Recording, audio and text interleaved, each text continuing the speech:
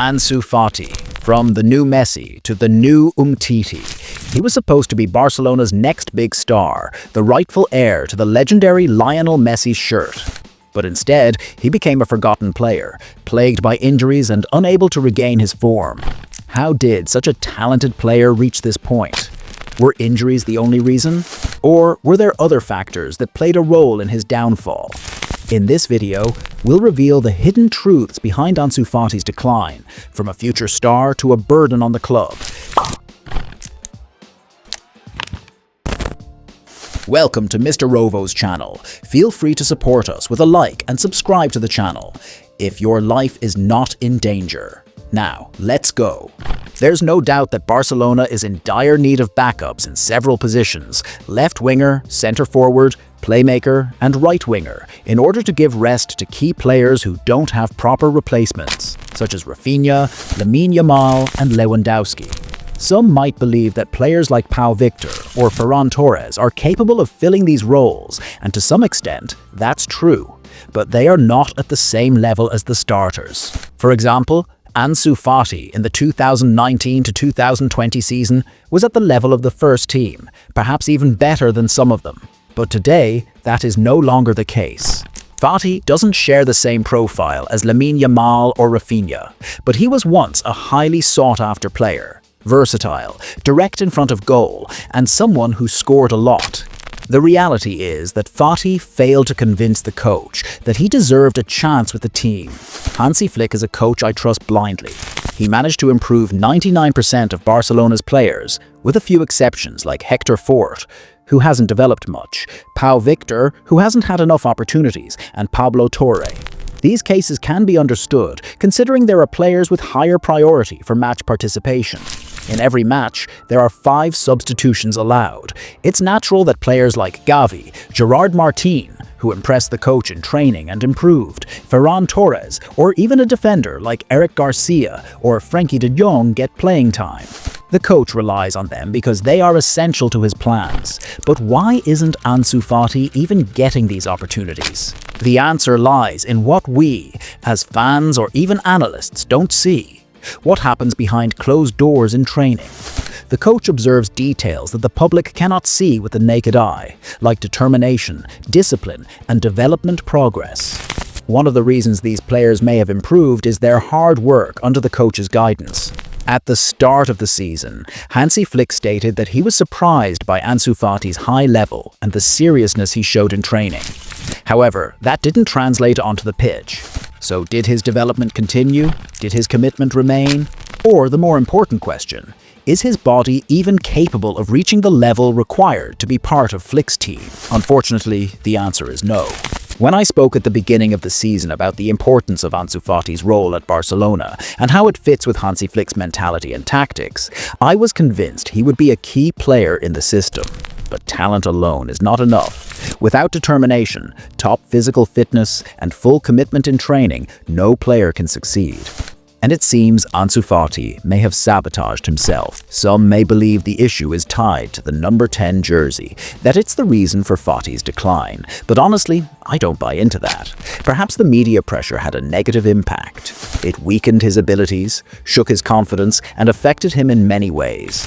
We as fans also play a role. We lift players up to the sky, only to drag them back down the moment their form dips. The media certainly does that, but it's not the main cause. This isn't about a number. Messi's departure didn't curse the number 10, and maybe in the future, Lamine Yamal will wear it. Will that affect his mindset or confidence? I don't think so. The issue is about awareness, psychology, mentality, and determination on the pitch. Physically speaking, the player suffers from a chronic injury that has turned him into another version of Samuel Umtiti. The injury, along with the decision to sacrifice his future and career just to take part in a specific tournament, without undergoing surgery at the right time, were poor choices that ended Umtiti's run as one of the best defenders in the world back in 2017. The same scenario repeated with Ansu Fati. We don't know who advised him, but he delayed making the right decision and ignored the doctor's recommendations, and the result was disastrous. If Ansu Fati still had the same drive, the same physical capabilities, and if his body were able to support him in reaching the level Hansi Flick demands, things could have been different, but the injury completely destroyed his physical condition. Ansu Fati can no longer keep up with his teammates, nor can he adapt to Hansi Flick's tactical style. Some might ask, why doesn't the coach assign him a personal fitness trainer? Why not test him more in matches? Why not give him minutes when the team is already winning? The answer is simple. Hansi Flick already gave him opportunities, just as he did with every other player. In fact, Flick specifically requested Fati to stay this season to give him a chance during training and work on his development.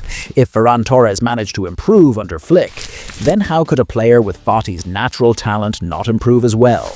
The issue is clear. Physical limitations are holding him back, and they make him unfit for Barcelona's level. Keeping Ansu Fati on the squad is not in his best interest, nor in the club's. He needs to go somewhere else to rediscover himself and undergo the necessary surgery. This may be his last chance. But the problem doesn't end there. Fati earns one of the highest salaries in the team, has a long-term contract and refuses to leave Barcelona, clinging to his place even though the coach no longer wants him due to his inadequate performance. The ideal solution in this case is to speak to him directly and encourage him to find a new team. That's the best way to preserve his image within the club. Still, Ansu Fati insisted on staying, knowing full well he won't get a similar offer or such a high salary anywhere else, not even in Saudi Arabia. He also knows he won't find another club on Barcelona's level. And yet, he refuses to leave, even though he now has the chance to prove himself elsewhere, after failing to prove himself at Barca. So, what's the solution? The only option the management has is to keep him on the bench, so he fully understands that his chances are over. His contract still has 2 years remaining, and the most the club can do is extend it by 3 additional years with the same salary, but spread over a longer period to ease the annual financial burden. As for match time, he won't be seeing much of the pitch. The other available option is for him to follow the same path as Umtiti, Lenglet and others, going out on loan to clubs that cover part or all of his wages, like Brighton did previously. That, too, ended in disappointment. Ansu Fati played 19 matches, but failed to convince Roberto De Zerbi, which means this may be the only way to persuade him to leave. Either stay and collect his salary without playing, or go somewhere else to try and rediscover himself. The reality is, his time at Barcelona is over, and it ended under the leadership of the coach most capable of getting the best out of him.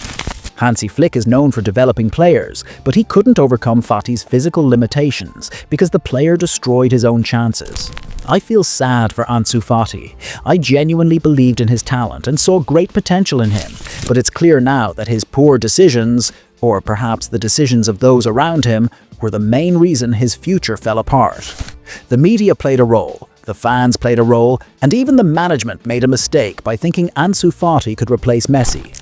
But the biggest mistake was his own, not undergoing the necessary surgery at the right time, which led him to this outcome.